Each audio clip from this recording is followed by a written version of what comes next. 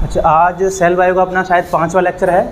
इससे पहले 4 लेक्चर अपने हो चुके हैं ना। 4 लेक्चर में अपन क्या क्या देख चुके हैं। सेल के अंदर प्लाज्मा, सेल की जो प्लाज्मा मेम्ब्रेन है उसमें पाए जाने वाले लिपिड और फैटी एसिड का कंपोजिशन। फिर अपन ने देखा था अगर बाहरी एनवायरनमेंट में अपन चेंजमेंट करेंगे तो लिपिड और फैटी एसिड के कंपोजिशन पे क्या फ़र्क पड़ेगा और उसकी वजह से मेम्ब्रेन की फ्लूइडिटी पे क्या क्या फ़र्क पड़ेगा, है ना। ये अपन देख चुके थे। अपन ने एक एक्सपेरिमेंट भी देखा था कि अगर किसी बैक्टीरिया को अपन 25 से 37 डिग्री पे ट्रांसफ़र करें या 37 से 25 डिग्री पे ट्रांसफ़र करें तो उस कंडीशन में बैक्टीरिया मेम्ब्रेन की फ्लूइडिटी को मेंटेन करने के लिए क्या क्या स्ट्रेटजी अडॉप्ट करेगा, है ना। आपने क्वेश्चन भी कर लिया था। अब आज का जो लेक्चर है अपना ये किसके ऊपर बेस्ड होगा, मेम्ब्रेन ट्रांसपोर्ट के ऊपर। आज अपन देखेंगे कि किसी भी आयन या हाइड्रोफिलिक सब्सटेंस हो या हाइड्रोफोबिक सब्सटेंस हो वो प्लाज्मा मेम्ब्रेन के एक तरफ से दूसरी तरफ कैसे जाएगा।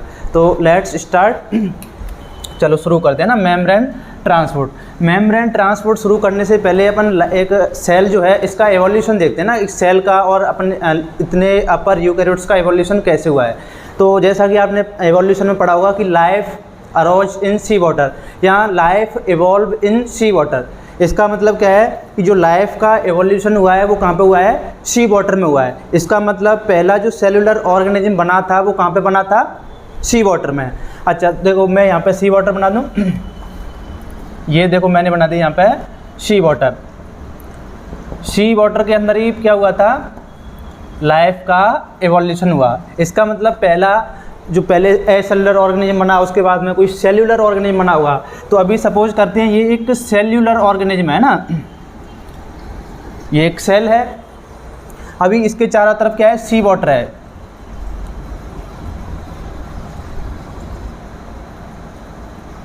अब सी वाटर का कंपोजिशन आप जानते होंगे क्या होता है। सी वाटर में अपने को क्या मिलता है, जैसे कि जो खारे पानी की झील होती है उसमें क्या मिलता है, अपन नमक बनाते हैं ना, जैसे सांबर झील है, डीडवाना है, यहाँ पे नमक का प्रोडक्शन होता है। तो एक तो अपने को उसमें Na+ मिलता है, Cl- मिलेगा, कैल्शियम मिलेगा। पता है ना आपको, जो मराइन ऑर्गेनिज्म होते हैं उनको पर कैल्शियम कार्बोनेट का कवच पाया जाता है ना, तो इसका मतलब कैल्शियम+2 भी होगा। और क्या होता है, बाइकार्बोनेट होगा। ये इतने आयंस सी वाटर में अपने को अबंडेंट मिलेंगे ना, बहुत ज़्यादा मात्रा में मिलेंगे।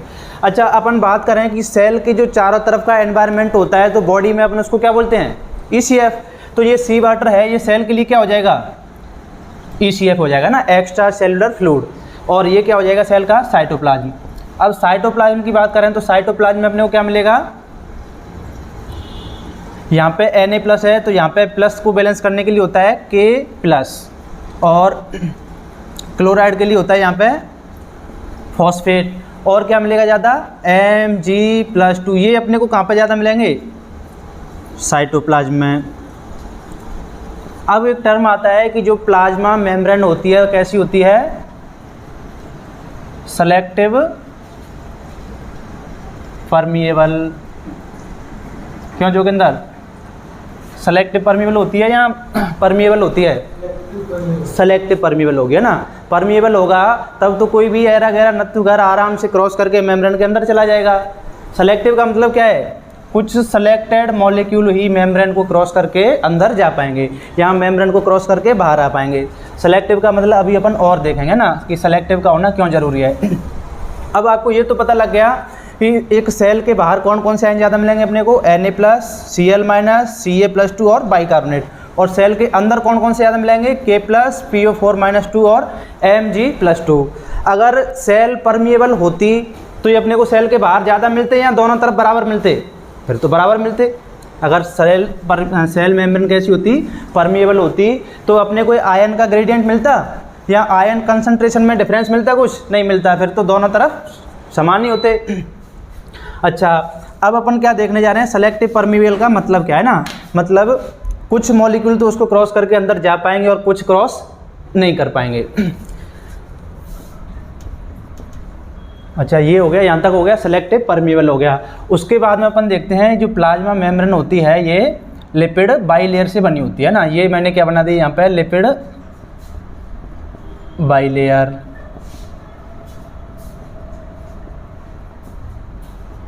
ये क्या है बच्चों, लिपिड बाइलेयर, ये हो गई आपकी लिपिड बाइलेयर।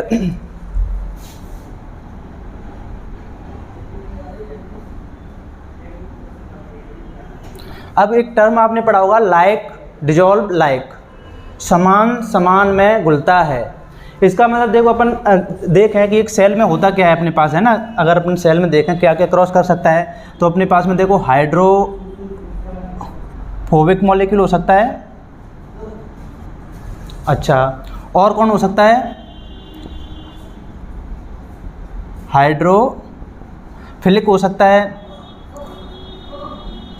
जिसको अपन पोलर भी बोलते हैं ना। लेकिन कैसा हो ये?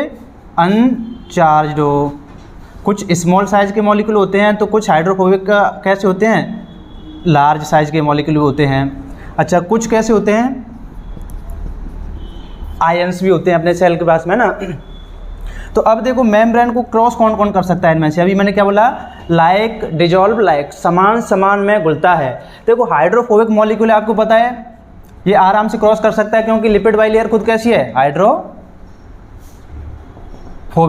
तो क्या इस मॉलिक्यूल को, इस मेम्ब्रेन को क्रॉस करने में कोई जोर आएगा? नहीं, आराम से क्रॉस कर सकता है। ये कैसा होता है? मेम्ब्रेन में सॉल्युबल होता है, तो ये आराम से मेम्ब्रेन को क्रॉस करके दूसरी साइड में जा सकता है। ये है हाइड्रोफिलिक, पोलर है, लेकिन कैसा है? अनचार्ज मॉलिक्यूल है। तो ये क्रॉस तो कर सकता है, लेकिन इसके कंपैरिजन में क्या करेगा? कम डिफ्यूजन होगा इसका, है ना। अब बात करें लार्ज साइज के मॉलिक्यूल की, तो ये इनका डिफ्यूजन इनसे भी कम होगा, है ना। और आयंस की बात करें तो आयन इसको कैसे भी क्रॉस नहीं कर सकता मेम्ब्रेन को। अब एक अपन बेसिक बात करें, अगर अपन चाहते हैं कि कोई भी मॉलिक्यूल प्लाज्मा मेम्ब्रेन को क्रॉस करे, तो उसके लिए अपने पास में 3 मेथड हैं। सबसे पहला मेथड तो ये है कि आप उस मॉलिक्यूल को हाइड्रोफोबिक बना दो। अगर कोई हाइड्रोफोबिक मॉलिक्यूल होगा तो वो मेम्ब्रेन को ईजिली बिना किसी ट्रांसपोर्टर की हेल्प के क्या कर जाएगा? क्रॉस कर जाएगा। तो पहली मेथड तो क्या है? अगर अपन चाहते हैं कि कोई मॉलिक्यूल प्लाज्मा मेम्ब्रेन को क्रॉस करके दूसरी साइड में पहुंचे, तो अपने पास में पहली मेथड क्या है? उस मॉलिक्यूल को कैसा बना दो? हाइड्रोफोबिक बना दो। हाइड्रोफोबिक मॉलिक्यूल क्या करेगा? प्लाज्मा मेम्ब्रेन को ईजिली क्रॉस करके दूसरी साइड में पहुंच जाएगा। दूसरा तरीका क्या है?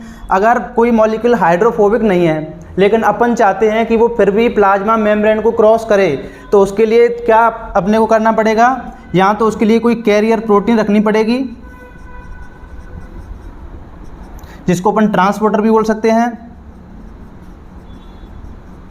चैनल बोल सकते हैं, या पंप बोल सकते हैं। अब कई बच्चों को दिक्कत आती है कि सर ये कैरियर प्रोटीन क्या है, ट्रांसपोर्टर, चैनल, इनमें डिफरेंस क्या है ना। तो अभी अपन इनको डिटेल में देखेंगे, कैरियर प्रोटीन, ट्रांसपोर्टर, चैनल और पंप।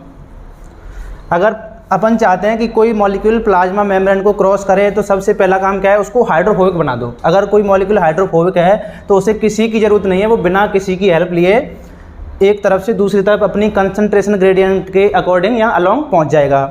दूसरा तरीका क्या है? अगर कोई मॉलिक्यूल हाइड्रोफोबिक नहीं है, लेकिन अपन फिर भी चाहते हैं कि वो मेम्ब्रेन को क्रॉस करे, तो अपन क्या देखेंगे? उसके लिए या तो कैरियर प्रोटीन रखना पड़ेगा, या ट्रांसपोर्टर, या चैनल, या पंप रखना पड़ेगा। अच्छा, अपन ने देखा कि कोई मॉलिक्यूल है, उसको अपने को मेम्ब्रेन को क्रॉस कराना है। अपन ने देखा वो हाइड्रोफोबिक नहीं है, फिर अपन मेम्ब्रेन के पास गए तो अपन ने देखा कि वहाँ पर ना तो उसके लिए कोई कैरियर प्रोटीन है, ना ट्रांसपोर्टर है, ना चैनल है, ना पंप है, लेकिन अपन चाहते हैं कि ये फिर भी मेम्ब्रेन को क्रॉस करे।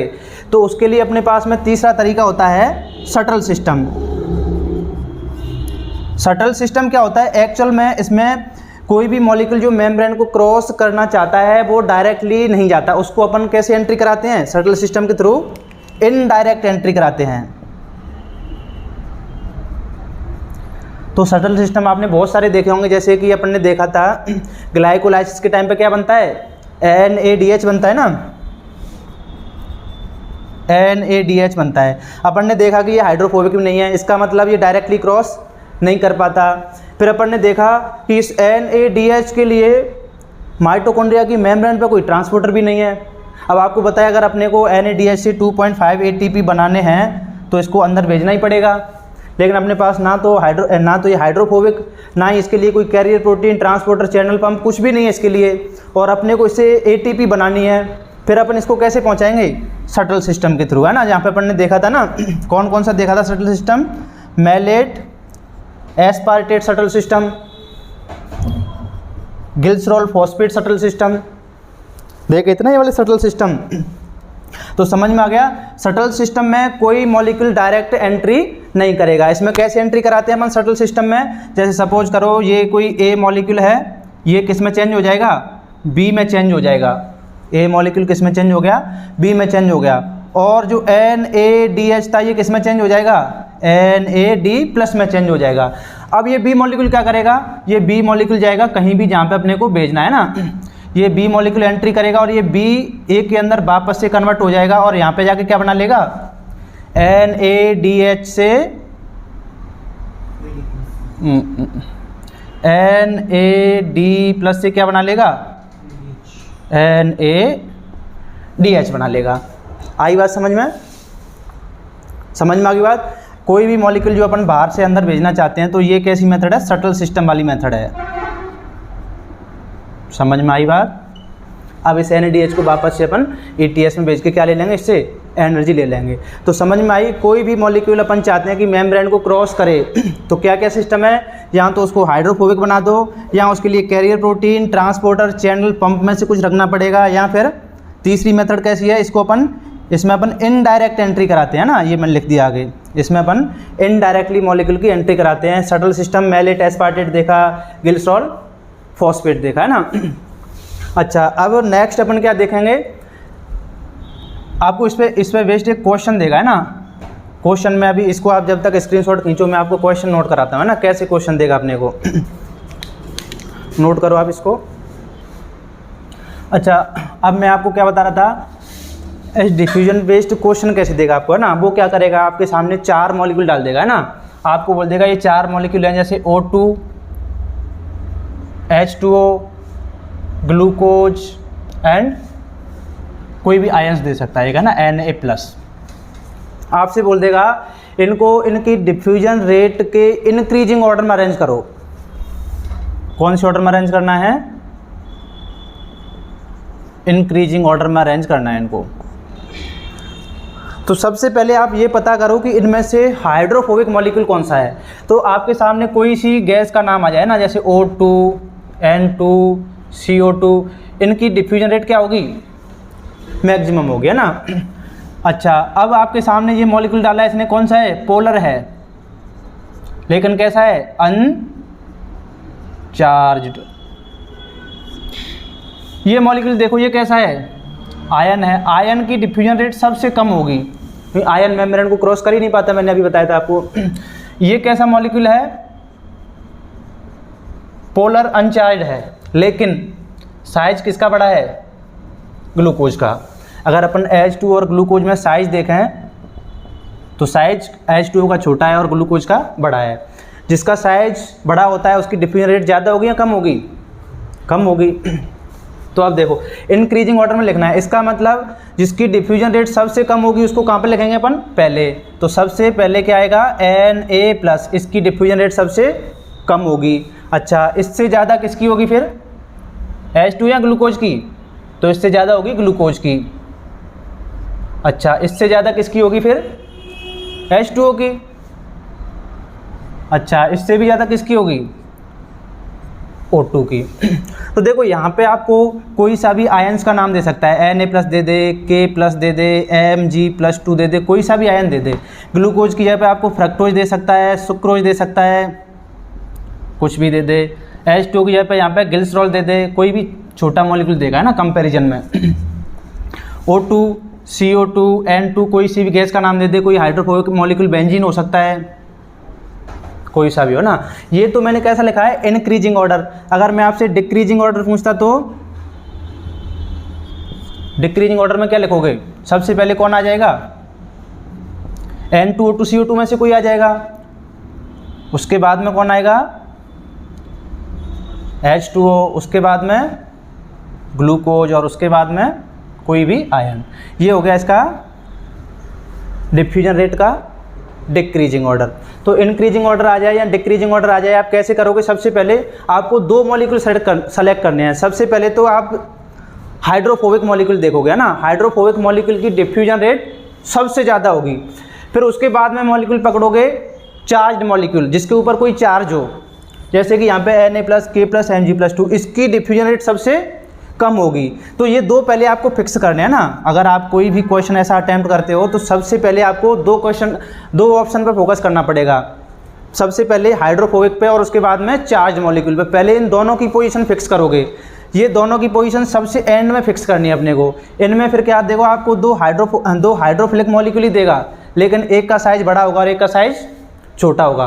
तो पहला काम क्या रहेगा अपना, हाइड्रोफोबिक मॉलिक्यूल सेलेक्ट करना, और दूसरा क्या काम रहेगा, आयन को सेलेक्ट करना जिसके ऊपर चार्ज हो। उसके बाद में इन दोनों की पोजीशन सबसे एंड में फिक्स करेंगे अपन। आया समझ में? अच्छा, अब यहाँ से आगे अपन चलते हैं। डिफ्यूजन की बात करें तो जो अपना डिफ्यूजन है, डिफ्यूजन कितने टाइप का होता है, दो टाइप का होता है। नंबर 1 पैसिव डिफ्यूजन, नंबर 2 कौन सा डिफ्यूजन होगा, एक्टिव डिफ्यूजन या एक्टिव ट्रांसपोर्ट।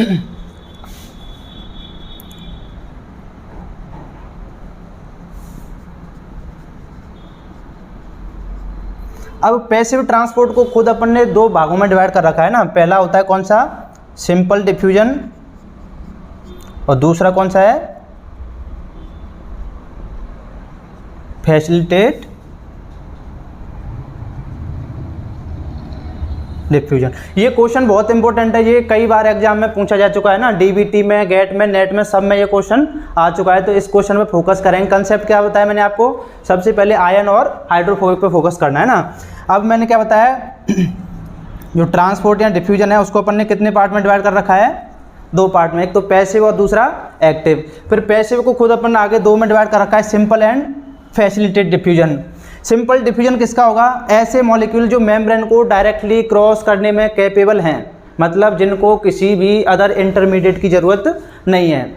इसका मतलब सिंपल में अपन क्या देखेंगे, कंसंट्रेशन ग्रेडियंट के अलोंग होगा। ये एटीपी की ज़रूरत पड़ेगी, नहीं पड़ेगी, no ATP require. High concentration to low concentration जाएगा, no ATP require, high to low, और इनको किसी भी इंटरमीडिएट की ज़रूरत नहीं पड़ेगी। अच्छा, ये देख नहीं रहा होगा ना, चलो ऊपर लिखते हैं इसको नोट कर लो जब तक, ऊपर लिखेंगे इसको ना। अच्छा, ट्रांसपोर्ट अपन ने देखा दो टाइप का, पैसिव और एक्टिव। पैसिव को फिर अपन ने दो पार्ट में डिवाइड किया आगे, सिंपल एंड फैसिलिटेटेड। सिंपल में अपन ने क्या देखा, ये high concentration to low concentration होगा, है ना। इसको अपन क्या बोलते हैं, अलोंग कंसंट्रेशन ग्रेडियंट। अच्छा, एटीपी जरूरत होगी, नहीं होगी, नो एटीपी रिक्वायर। किसी इंटरमीडिएट या कैरियर प्रोटीन की जरूरत पड़ेगी, नहीं पड़ेगी, नो कैरियर, मतलब इसको किसी कैरियर प्रोटीन की भी ज़रूरत नहीं है। इसका मतलब सिंपल डिफ्यूजन किसका होगा, ऐसे मॉलिक्यूल जो हाइड्रोफोबिक हैं और प्लाज्मा मेम्ब्रेन के साथ में बाइंड होके इधर से उधर हो जाएंगे आराम से, है ना। फैसिलिटेटेड डिफ्यूजन भी अपने कंसंट्रेशन ग्रेडियंट के अलोंग ही जाते हैं। अंतर कितना है, ये कैसे होते हैं, या तो चार्ज मॉलिक्यूल होंगे या फिर हाइड्रोफिलिक मॉलिक्यूल होंगे। इसका मतलब ये मेम्ब्रेन को डायरेक्टली क्रॉस करने में कैपेबल नहीं है, इसलिए इनको किसी इंटरमीडिएट प्रोटीन की ज़रूरत पड़ेगी। तो ऐसे डिफ्यूजन को अपन बोलते हैं फैसिलिटेटेड डिफ्यूजन। ये भी अपने हाई कंसंट्रेशन टू लो जाएंगे, इनको भी किसी एटीपी की ज़रूरत नहीं पड़ेगी, लेकिन कैरियर प्रोटीन की ज़रूरत पड़ेगी इनको। इसका मतलब सीधा सा है कि जाएंगे तो ये कंसंट्रेशन ग्रेडियंट के अलोंग ही, लेकिन इनको किसी कैरियर प्रोटीन की हेल्प लेनी पड़ेगी। जैसे कि आपका कोई भी चार्ज मॉलिक्यूल हो सकता है ना, आयन हो सकता है कोई, तो इनके लिए अपने को क्या रखना पड़ेगा, कोई कैरियर प्रोटीन मेम्ब्रेन के ऊपर रखनी पड़ेगी। अच्छा, अब देखते हैं कि कोई भी चार्ज मॉलिक्यूल होता है ना,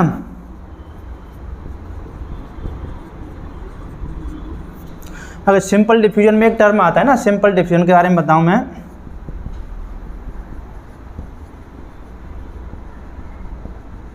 इसके लिए एक लॉ दिया गया है, फिक्स लॉ। सिंपल डिफ्यूजन के लिए इसने एक लॉ दिया था, कौन सा, फिक्स लॉ।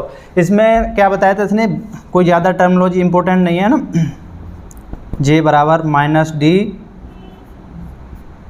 डेल्टा एक्स, ये इसने एक इक्वेशन दिया था, है ना। यहाँ पे क्या है, J का मतलब क्या है, फ्लक्स पर यूनिट एरिया, कोई ज़्यादा काम का नहीं है, वैसे बता रहा हूँ ऐसे ही कभी आ जाए तो। D का मतलब क्या होता है, डिफ्यूजन कोफिशिएंट। डेल्टा C क्या है, कंसंट्रेशन ग्रेडियंट, कंसंट्रेशन का कितना अंतर है ना। और डेल्टा X क्या है,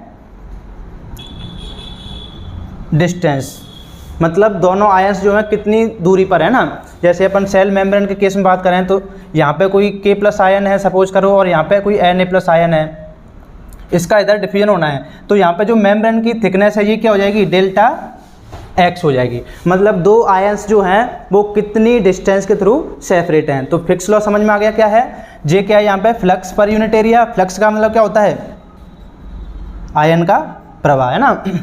flux per unit area, D क्या है, डिफ्यूजन कोफिशिएंट, यहाँ माइनस साइन लगाया है, कोई हाई से लो कंसंट्रेशन की ओर जा रहा है ना सिंपल डिफ्यूजन में।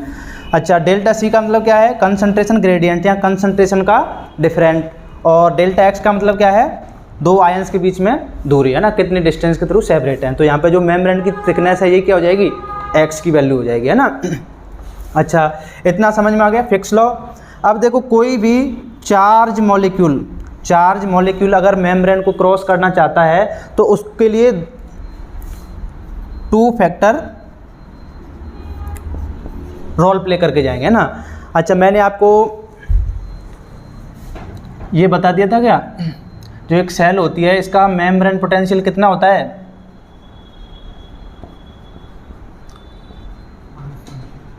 मेम्ब्रेन पोटेंशियल कितना होता है, -70। इसको अपन -70 मिलीवोल्ट, इसको अपन रेस्टिंग पोटेंशियल भी बोलते हैं।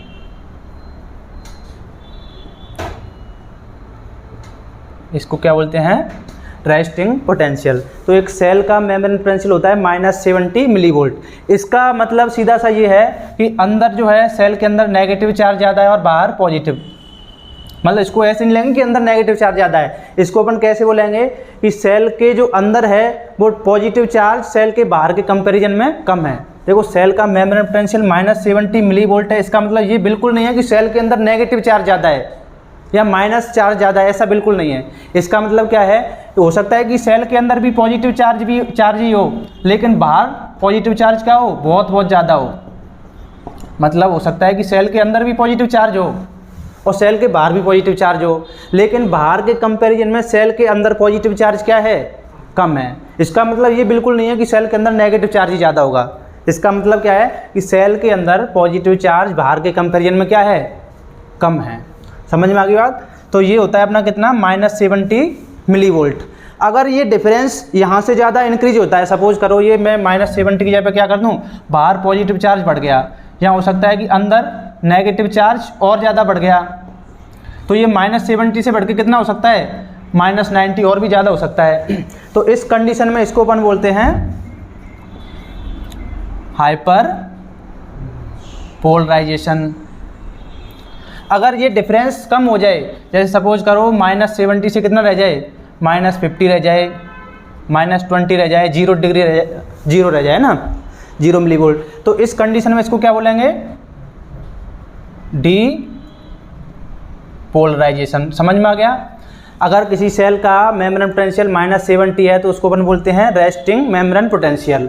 अगर ये डिफरेंस और बढ़ता है, -90 हो सकता है, -120 हो जाए, तब इसको क्या बोलेंगे अपन, हाइपर पोलराइजेशन।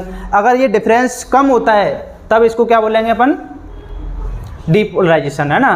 तो डीपोलराइजेशन समझ में आ गया, हाइपर पोलराइजेशन समझ में आ गया और रेस्टिंग पोटेंशियल समझ में आ गया।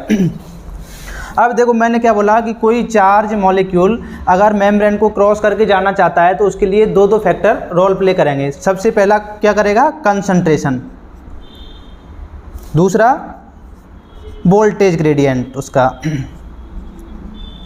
Concentration gradient end voltage gradient, और इन दोनों फैक्टर को मिला के अपन बोलते हैं ECG, इलेक्ट्रोकेमिकल ग्रेडियंट। जैसे बात करते हैं अभी मैंने आपको बताया कि एक सेल जो है उसके चारों तरफ कौन सा आयन ज़्यादा होता है, Na+, Ca+2, क्लोराइड आयन और बाइकार्बोनेट आयन, ये एक सेल के बाहर ज़्यादा होते हैं। अच्छा, दूसरा क्या बताया, सेल का रेस्टिंग पोटेंशियल कितना है, -70 मिलीवोल्ट। अगर अपन चाहते हैं कि कोई Na+ आयन सेल के अंदर जाए तो सबसे पहले देखो इसकी कंसंट्रेशन मैंने क्या बताई, Na+ आयन की कंसंट्रेशन सेल के बाहर ज़्यादा होती है और सेल के अंदर क्या होगी, फिर कम होगी। इसका मतलब जो कंसंट्रेशन ग्रेडियंट है वो आराम से इसको अलाउ करके जा रहा है।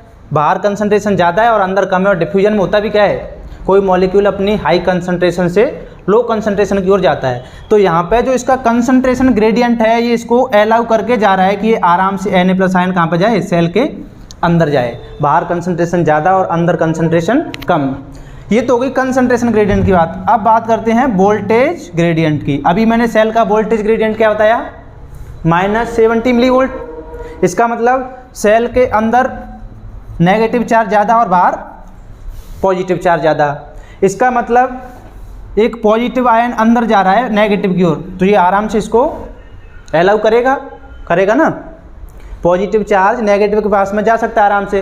तो यहाँ अपन देख रहे हैं इसका वोल्टेज ग्रेडियंट भी इसको अलाउ करके जा रहा है।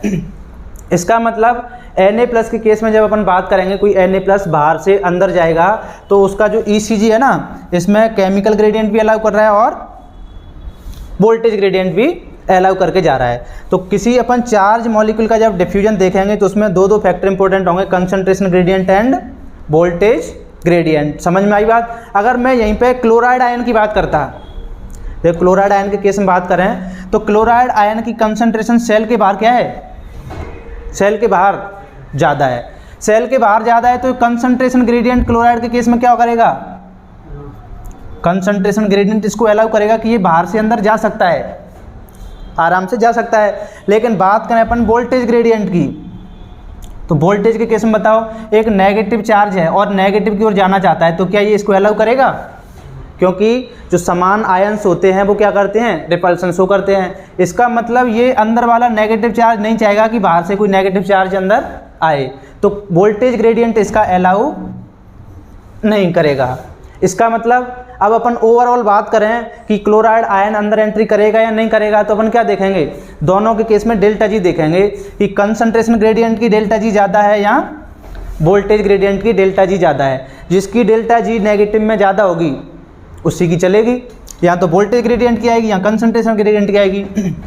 तो उस केस में अपन देखेंगे कि ओवरऑल जो रिएक्शन है ये स्पॉन्टेनियस रिएक्शन है या नॉन स्पॉन्टेनियस रिएक्शन है। अभी देखो अपन कंसंट्रेशन ग्रेडियंट के केस में बात करें तब तो अपने को लग रहा है कि क्लोराइड आयन का अंदर जाना एक स्पॉन्टेनियस रिएक्शन है, लेकिन अगर अपन वोल्टेज ग्रेडियंट के केस में बात करेंगे तो नॉन स्पॉन्टेनियस रिएक्शन है। तो उस केस में अपन दोनों का ओवरऑल डेल्टा जी निकालेंगे, जिसका डेल्टा जी नेगेटिव में ज़्यादा होगा उसी की चलेगी। अगर डेल्टा जी वोल्टेज ग्रेडियंट का ज़्यादा है तब क्या हो जाएगी, ये नॉन स्पॉन्टेनियस रिएक्शन। अगर डेल्टा जी नेगेटिव में कंसंट्रेशन का ज़्यादा है तो रिएक्शन कैसी हो जाएगी, स्पॉन्टेनियस। आगे बात समझ में, इसको अपन बायोकेमिस्ट्री में टेकल करेंगे ना ऐसे क्वेश्चन को, ये ओवरऑल ये रिएक्शन स्पॉन्टेनियस होगी या नॉन स्पॉन्टेनियस होगी। अब देख लेते हैं ना डेल्टा जी क्या है। देखो ये एक सेल है, सेल के अंदर आपको पता ही है सेल के बाहर Na+ आयन ज़्यादा, Cl- Ca+2 और अंदर K+ Mg+2 ज़्यादा है ना। अगर अपन किसी आयन के केस में बात करें ना कि ये स्पॉन्टेनियस रिएक्शन होगी या नॉन स्पॉन्टेनियस रिएक्शन होगी ना, तो मैंने आपको बायोकेमिस्ट्री में पढ़ाया भी था कि जब कंसंट्रेशन की बात करें ना, कंसंट्रेशन के केस में डेल्टा जी अपन कैसे निकालते हैं, डेल्टा जी बराबर क्या होता है, -RTLNKC। और इसको ड्राइव करें तो डेल्टा जी क्या हो जाएगा, -RTLN। KC को अपन क्या लिखते हैं, CH/CL। यहाँ पे क्या है, हाई कंसंट्रेशन और लो कंसंट्रेशन, यही बताया था ना। तो ये कंसंट्रेशन ग्रेडियंट के केस में डेल्टा जी कैसे कैलकुलेट करेंगे, -RTLN CH/CL। R क्या है यहाँ पे, यूनिवर्सल गैस कांस्टेंट, T क्या है, टेम्परेचर, Ln क्या है, लॉग नेचुरल, और ये हाई कंसंट्रेशन और ये लो कंसंट्रेशन। अगर यहाँ पे ओवरऑल डेल्टा जी की वैल्यू क्या आती है, नेगेटिव आती है, तो ये रिएक्शन कैसी होती है, स्पॉन्टेनियस। अगर बात करें अपन वोल्टेज ग्रेडियंट के केस में, तो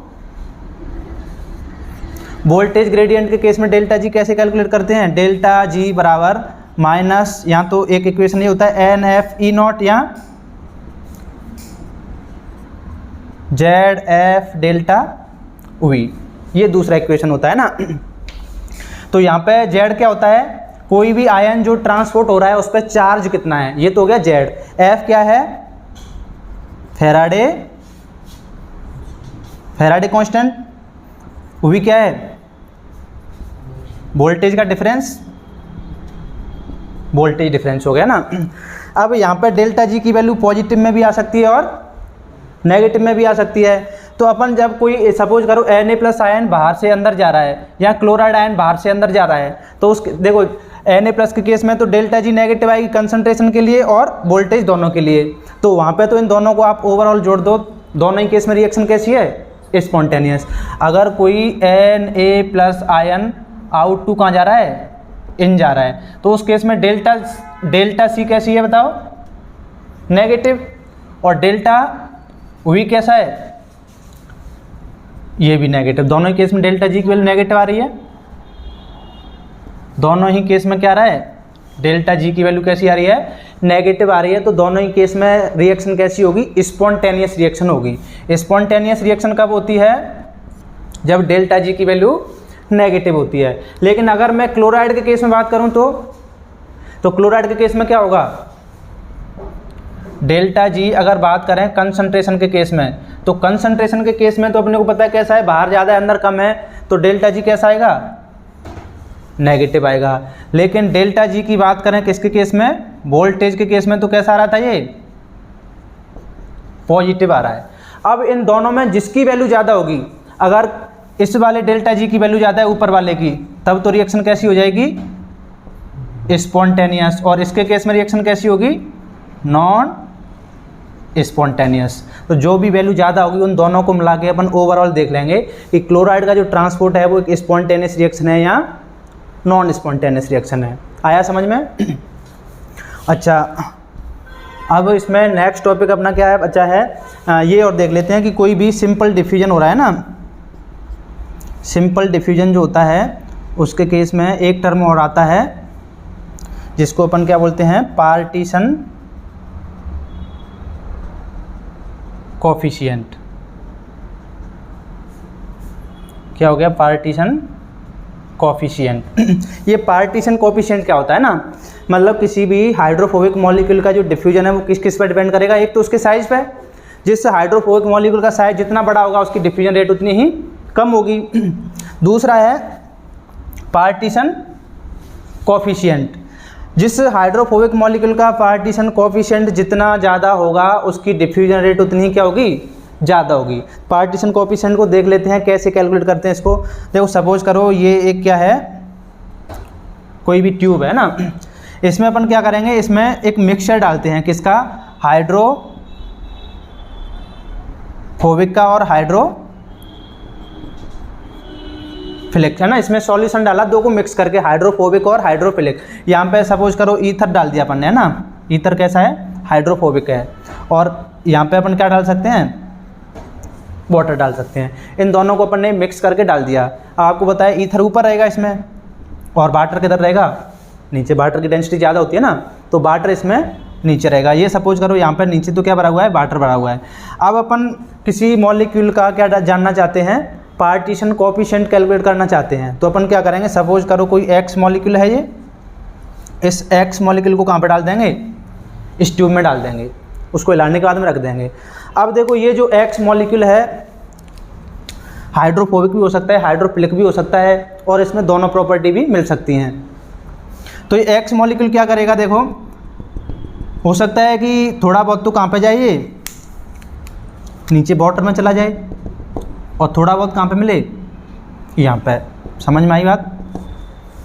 मतलब इसमें हाइड्रोफोबिक प्रॉपर्टी हो सकती है, हाइड्रोफिलिक प्रॉपर्टी भी हो सकती है, और दोनों प्रॉपर्टी भी हो सकती है दोनों की।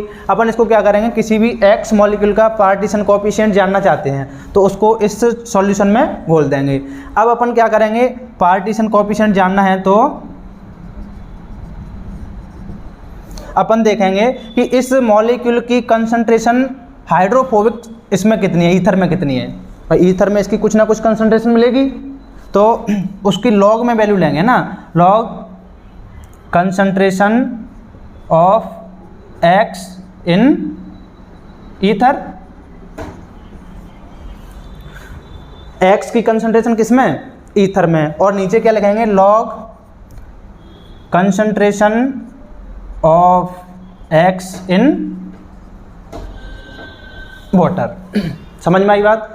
जब इसको अपन घोलेंगे तो इक्विलिब्रियम में आने के बाद इसकी कुछ कंसंट्रेशन ऊपर मिलेगी, कुछ नीचे मिलेगी। तो जो ऊपर कंसंट्रेशन है उसको लॉग में वैल्यू लिखनी है पर, है ना, log concentration of x in ether and log concentration of x in water.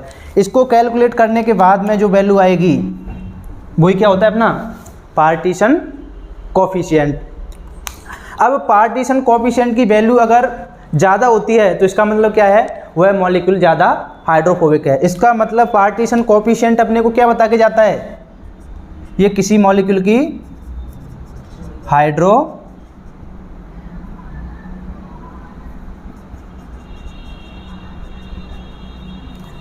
के बारे में बता के जाता है। मतलब जिस मॉलिक्यूल का पार्टीशन कोएफिशिएंट जितना ज़्यादा होगा उसकी हाइड्रोफोबिसिटी उतनी ही ज़्यादा होगी।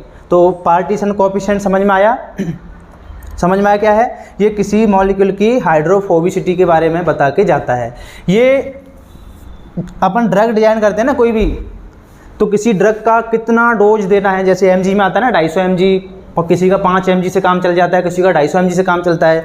तो ये ड्रग सिलेक्शन में बहुत काम आता है ना कि किसी ड्रग का कितना डोज देना है। आपको पता ही है कि कोई ड्रग है अगर वो हाइड्रोफोबिक है तो इसका मतलब उसका कम डोज देने से ही काम चल जाएगा, क्योंकि अपन जितना भी ड्रग देंगे उसकी प्रोबेबिलिटी ज़्यादा होगी कि वो मेम्ब्रेन को क्रॉस करके कहाँ चला जाएगा, अंदर चला जाएगा। लेकिन सपोज करो कोई ड्रग है उसका पार्टीशन कोएफिशिएंट बहुत कम है, इसका मतलब वो मेम्ब्रेन को क्रॉस ही नहीं कर पाएगा। तो मेम्ब्रेन को क्रॉस नहीं कर पाएगा तो इसके लिए अपन क्या करेंगे, उसका अपने को ज़्यादा डोज देना पड़ेगा। समझ में आ गई बात। तो ये पार्टीशन कोएफिशिएंट जो है ये ड्रग डिजाइन करने में बहुत काम आता है ना। समझ में आई बात।